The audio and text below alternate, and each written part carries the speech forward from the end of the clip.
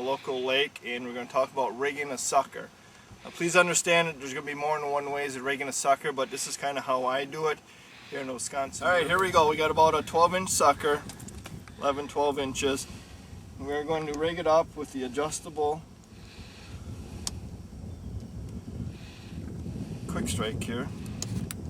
And as I said, this circle hook will go into the upper lip. That's what's going to be the pivot point, keeping it horizontal. And what I'm going to do is take this, peel back some scales. Yeah, I knew you wouldn't like that. And I'll bed this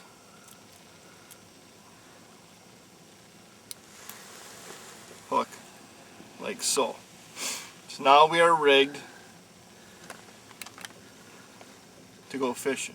Okay, we'll get him in the water. Alright, now I want to demonstrate the twin tail sucker rig.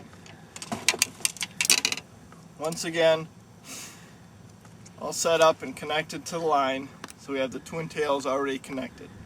The circle hook once again will go into the upper lip, keeping that horizontal. And we have two tails to get them untangled.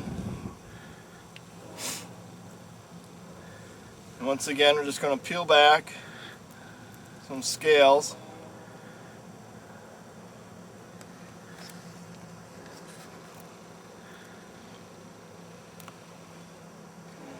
This one I'm going to go top and onto the side.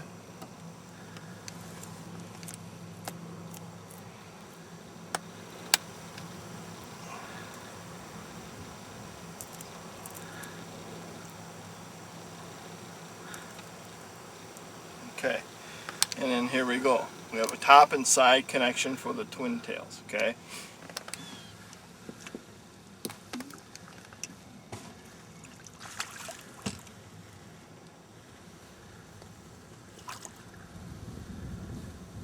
Alright, let's talk a little bit about how we're going to keep the sucker down in the water, because as a lot of you may know, once you put these in the water, the sucker will do a lot of swimming, sometimes come up to the surface and that. We want to keep them down in the feeding zone. A couple things that I've been using are these clip-on weights. This one here is 1.5 ounces. They come in various sizes, but what I'll do to help keep the sucker down is I'll just put it up here on top on the split ring, and this will keep the sucker down. So he does swim around, but there's enough weight to keep him down in the zone. I know a lot of guys will use these sinkers with the rubber core, and you can just slide these right on.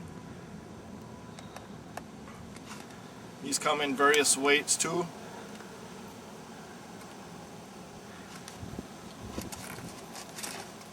And these will help keep the suckers down a little bit too.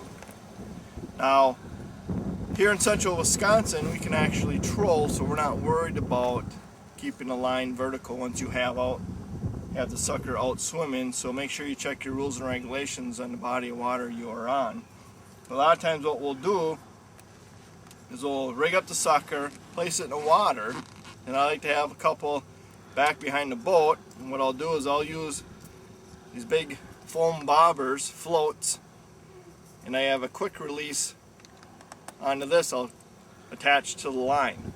So as we go moving around or the sucker wants to swim, I always know where the sucker is. If we get a fish on, clicker goes off, we'll make adjustments in the boat, reel up any slack, give it a good hard hook set.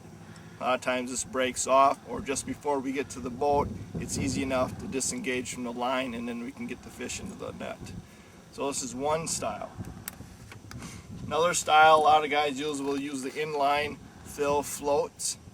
You can put these right on. You got the bobber stop, so you can make adjustments whatever water column you want the sucker to float into. But here's another style. Now we also like to use planer boards. Why planer boards?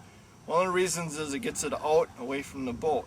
So we'll set the sucker up, attach it to the planer board, and as we're moving around using the trolling motor, this will get out. And we're going to do some casting.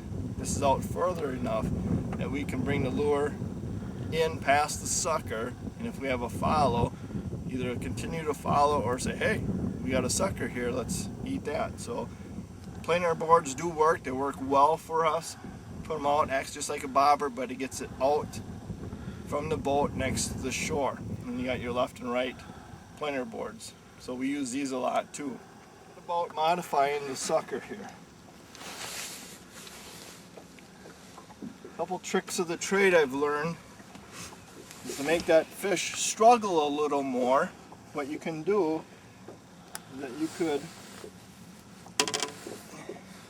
take that sucker with the scissors, cut the back fin off, okay? It's going to be harder for the sucker to swim. He's going to be wiggling his tail a little more to get to where he wants to go. With you cutting that off, it's going to take more effort, more flash, more working of the fish. So we sometimes like to trim the tail of the sucker. Sometimes we'll trim the side fins. It helps with balance. So he's going to have to work more. So you get more of a flash. The sucker's working more, looks more injured. A lot of times that'll trigger a strike out of that by modifying the sucker. And some attractors too is in blades in the fish. Stick this in the back tail as he's swimming along this blade. You get a little flash, a little vibration out of it. Sometimes that may be what it needs to trigger a strike too. So a lot of different ways to set up a sucker. Adjust your depth. Make sure you understand the rules and regulations for the body of water that you're on. And hopefully you can have a successful sucker fishing outing.